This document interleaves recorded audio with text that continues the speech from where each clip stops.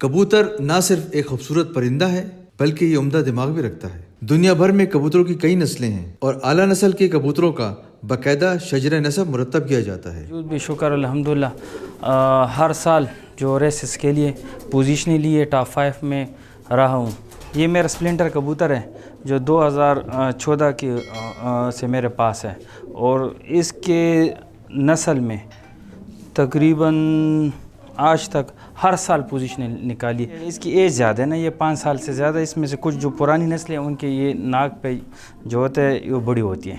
یہ کینیبال کبوتر ہے میرا، اس کا والد کینیبال ہے اور ماں اس کی گیبی تھی، اور یہ پاکستان میں بھی کافی مشہور ہے کینیبال۔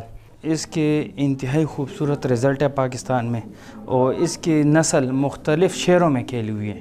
2020 میں پاکستان میں ملکی سطح پر پہلی کبوتر ریس کروائی گئی۔ پہلی پوزیشن حاصل کرنے والا کبوتر ڈنمارک کے درآمد شدہ ایک فیمیل کبوتر ہے، جس نے پنجاب کے ضلع راجن پور سے پشاور کی طرف تقریباً 100 کلومیٹر فی گھنٹہ کی رفتار سے 650 کلومیٹر کا سفر طے کیا، اور 7 گھنٹے 5 منٹ میں پشاور کے علاقے گلبہار میں اپنے مالک سعید شفیع کے گھر پہنچا۔ دوسری پوزیشن باڑہ کے وہاب افریدی اور حیدرآباد کے عبید حسین کے کبوتر نے تیسری پوزیشن حاصل کی۔ ریڈ فاکس فیمیل بتا رہا ہوں، یہ بلونگ کرتی ہے سید ضمیر حسین شاہ لالہ کے گھر سے، جو کہ 430 پلیڈ ہے۔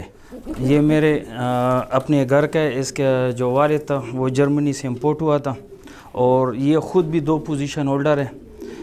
اس کا بیٹا 722 GPS گوٹ کی ٹو راول پنڈی کھیلا ہوا ہے۔ اس کے بچے بھی پوزیشن ہولڈر ہیں۔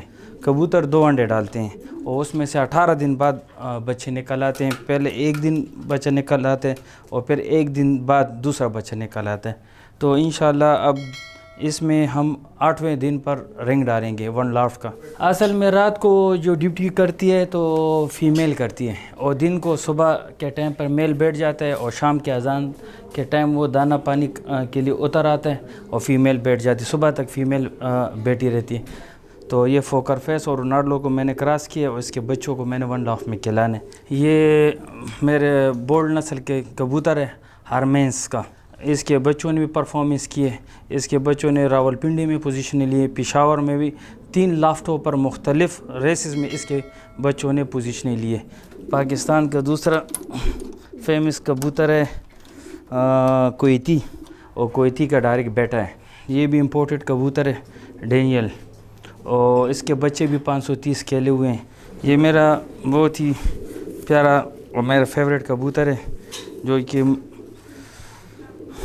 جس کو میں 3 سٹار کہتا ہوں، اور اس کے ساتھ جو فیمیل میں نے چھوڑی ہے وہ ڈراپا کی کبوتر ہے فوکر فیس، اس کی پوتی ہے۔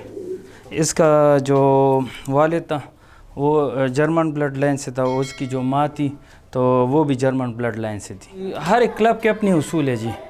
ہمارے کلب کا اصول یہ ہے کہ ہمارے ایک ممبر 30 کبوتر کھلا سکتا ہے۔ تو پہلی ریس ہم 120 110 GPS کھیلتے ہیں، اس کے بعد 180 GPS، پھر 250 GPS، پھر اس طرح 360 GPS، پھر اس کے بعد 530 GPS ریس ہم نے کھیلی ہے۔ گرمی میں ہم ان کو ٹھنڈا رکھنے کے لیے گلوکوز یوز کرتے ہیں، اور کیلسی استعمال کرتے ہیں، اس کے علاوہ الیکٹرولائٹ ہم یوز کرتے ہیں، اور سردی میں ان کو گرم رکھنے کے لیے ہم دیسی گھی استعمال کرتے ہیں۔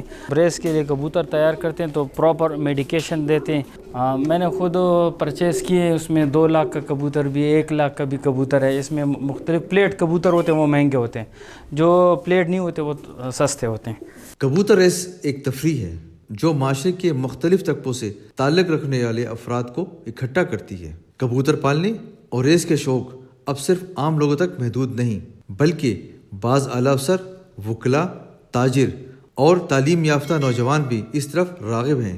لہٰذا حکومت کو اسے باقاعدہ کھیل تسلیم کرنا چاہیے۔